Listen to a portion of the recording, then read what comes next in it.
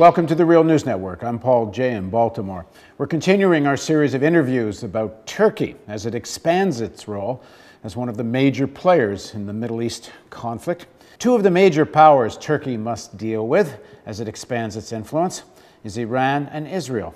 Now joining us to talk about all of this is Baris Karaagac. He's a lecturer in international development studies at Trent University in Ontario, Canada. He's also the editor of the book Accumulations, Crisis and Struggles, Capital and Labor in Contemporary Capitalism. And he joins us from the Real News studio in Toronto. Thanks for joining us, Baris. Hello. So let's start with Israel. Turkish and Israeli relations seem to go up and down. It's hard to know what's real and what's rhetoric.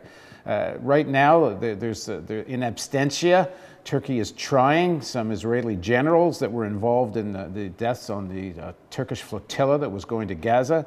At the same time, Turkey is a member of NATO, and the fundamental cooperation with Israel seems to be in place. So what's real here? First of all, let's go back a little bit. Turkey was the first predominantly Muslim country that recognized Israel in 1949.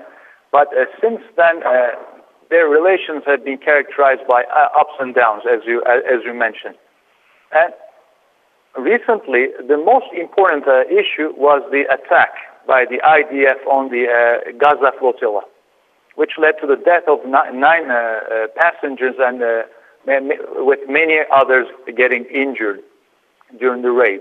So in this, after what happened, Turkey has three demands. One of them is an apology, an official apology. The second one is a compensation of the relatives, of families of the victims who died there, also who got injured. And third one is an end to the blockade in Gaza. And when you look at, but at the same time, when you look at the relations, despite the fierce rhetoric, the powerful rhetoric that is being used particularly by the Prime Minister of Turkey, Erdogan, there's a huge contradiction. That's what I've observed. Contradiction between the rhetoric, between the discourse and the practice. Even while Israel was bombing Gaza, Turkish officials from intelligence agency in Turkey were meeting with their counterparts from Israel, from the Israeli side, to normalize the relations between those two countries. And secondly, although Erdogan even referred to the Israeli state as a terrorist state, this is really strong language, these bilateral treaties, agreements between the two countries are still in effect. Turkey continues to buy a lot of weapons from Israel, and Israel uses Turkish airspace for training purposes. And secondly, even after what happened in Gaza in 2008 and 2009, which was condemned by the Turkish government, and that was the beginning of the deterioration of the relations between the AKP government and the Israeli state. Since then, the trade volume has increased from $2.6 billion to $4.4 billion. So it is business as usual. We hear this discourse, this rhetoric, but when it comes to practice, we have not seen much yet. So the Turkish rhetoric is for the Middle Eastern streets, the Turkish streets, to appease public opinion and to help expand Turkish influence in the Middle East, and has no real basis. Essentially, then, Turkey is part of this sort of alliance with Qatar and Saudi Arabia and Israel, in fact, to manage, and of course now Morsi from Egypt, to manage their interests in the Middle East together. Well, Turkey, I think, has two goals: to appease the public, both within Turkey and the Arab populations in the Middle East. But again, many people are growing tired of this because although both populations, both the Turkish public and most of the Arabs, they're quite critical of what Israel has been doing there, about the Israeli occupation and massacres. Turkey has not delivered so far. To what extent is public opinion in Turkey against the Turkish government? because of this reality of cooperation with Israel?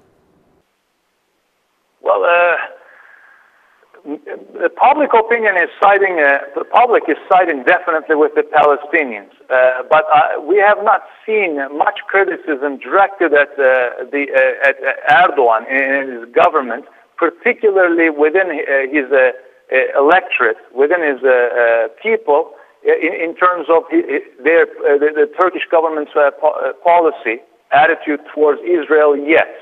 But of course, many people, particularly on the left, have been pointing out this contradiction between the discourse and the practice. Now, what then is the relationship with Iran? I mean, you have all the rhetoric against Israel, but real cooperation with it. What about Iran?